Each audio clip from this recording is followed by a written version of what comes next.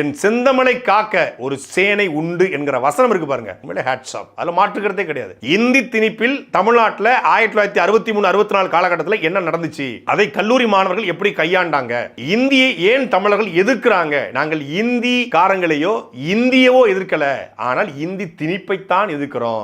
இந்தி தேவைப்பட்டால் நாங்கள் படித்துக் கொள்கிறோம், அது வேற விஷயம். நாங்க மும்பைக்கு போறோமா, நாங்க இந்தி படிச்சுக்கிறோம். நாங்க குஜராத் போறோமா, குஜராத் படிச்சுக்கிறோம். நாங்க ஆந்திரா போறோமா, தெலுங்கு படிச்சுக்கிறோம். நாங்க கர்நாடகா போறோமா, கன்னடம் படிச்சுக்கிறோம். ஏன் நாங்க சுவிஸ் போறோமா, அந்த மொழி படிச்சுக்கிறோம். நாங்க ஜப்பான்ல இருக்கோமா, ஜப்பானிய மொழி படிச்சுக்கிறோம். ஆனால் ஏன் மேல இந்த மொழியை திணிக்காத அப்படிங்கிறதா இந்த ஒட்டுமொத்தமான பராசக்தி படத்தினுடைய கதையாக நாம் புரிந்து கொள்ள முடிகிறது. படத்தை ட்ரெய்லர்ல தொடக்கத்திலே ட்ரெயின்ல வந்து சிவகார்த்திகேயன் வேலை பார்க்குற மாதிரி வருது. அந்த ட்ரெயின்ல இருக்கக்கூடிய அந்த நபர் வண்டி ஓட்டுநர் சொல்றாரு, உடனே இவர் சொல்றாரு, மதராசி தில்லி ஆத்தோ மதராசி இந்தி போலோ, இந்திக்காரன் மதுரை ஆத்தோ இந்திக்காரன் தமிழ் போலோ. நான் அங்க வரும்போது உன் மொழியை கத்துக்கிட்டு நான் வேணா பேசுறேன், நீ இங்க வந்திருக்கிற என் மொழியை கத்துக்கொண்டு பேசு அப்படிங்கிற வசனத்தின் மூலமாக தான் இந்த ட்ரெய்லரே தொடங்குது. முழுக்க முழுக்க மொழியை சம்பந்தப்படுத்தி மொழிப்போரை முன்னெடுத்தி ஒரு படம் எடுக்கப்பட்டிருக்கிறது. அதுல வந்து அண்ணாவுடைய ரெஃபரன்ஸ், கலைஞருடைய ரெஃபரன்ஸ்லாம் இந்த படத்தில் இருப்பதாக சொல்றாங்க. ஏன்னா அந்த காலகட்டத்தில் அண்ணா கலைஞர் எல்லாமே வந்து அந்த மொழி பொருளை கலந்து கொண்டாங்க. அதுக்கு பின்னாடி இருக்கக்கூடிய அரசியலை இந்த படம் பேசுமா பேசாதாங்க தாண்டி இந்த படம் நிச்சயமாக